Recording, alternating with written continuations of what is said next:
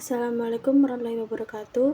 Di sini saya akan menjelaskan tentang disabilitas sensorik, yang dimana disabilitas sensorik adalah kondisi ketika seseorang mengalami gangguan pada salah satu atau lebih fungsi panca indera, seperti penglihatan, pendengaran, atau kemampuan merasakan sentuhan.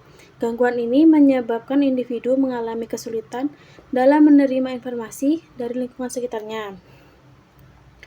Menurut saya, disabilitas sensorik terjadi ketika fungsi indera tidak bekerja secara optimal, sehingga individu mengalami hambatan dalam aktivitas sehari-hari, terutama dalam komunikasi, mobilitas, dan proses belajar.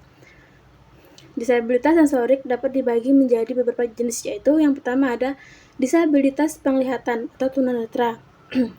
Disabilitas ini terjadi ketika seseorang mengalami gangguan dalam melihat, baik sebagian maupun secara total. Individu dengan gangguan penglihatan mungkin mengalami kesulitan dalam membaca, mengenali wajah, atau bergerak secara mandiri. Contohnya, low vision atau penglihatan terbatas, rabun berat, atau kebutaan total. Untuk membantu aktivitasnya, individu tunanetra biasanya menggunakan huruf braille, tongkat bantu, atau teknologi pembaca layar. Yang kedua ada tunarungu atau disabilitas pendengaran. Disabilitas ini terjadi ketika seseorang mengalami gangguan dalam mendengar suara. Dampaknya tidak hanya pada kemampuan mendengar, tetapi juga pada perkembangan bahasa dan komunikasi. Individu dengan gangguan ini dapat mengalami kesulitan memahami pembicaraan, hambatan dalam berkomunikasi, serta keterlambatan perkembangan bahasa. Sebagai bentuk adaptasi, mereka dapat menggunakan bahasa isyarat, alat bantu dengar, atau implan koklea. Yang ketiga ada gangguan sensorik lainnya.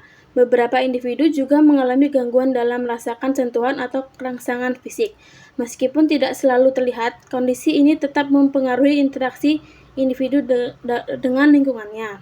Nah, ciri-ciri anak yang disabilitas ini adalah tidak merespon ketika dipanggil, kesulitan mengikuti instruksi, sering mendekatkan benda ke mata, tidak menoleh ke arah suara, lalu mengalami kesulitan berkomunikasi, dan kurang respons terhadap rangsangan lingkungan. Disabilitas sensorik dapat mempengaruhi berbagai aspek kehidupan seperti proses belajar di sekolah, interaksi sosial, kemampuan berkomunikasi, kemandirian, serta kepercayaan diri. Nah,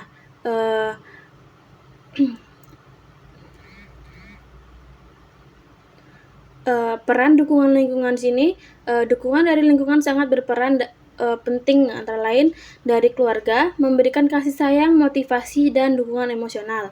Nah, dari sekolah itu menyediakan pendidikan inklusif serta metode pembelajaran yang sesuai. Dari masyarakat sendiri, menciptakan lingkungan yang ramah disabilitas dan tidak diskriminatif.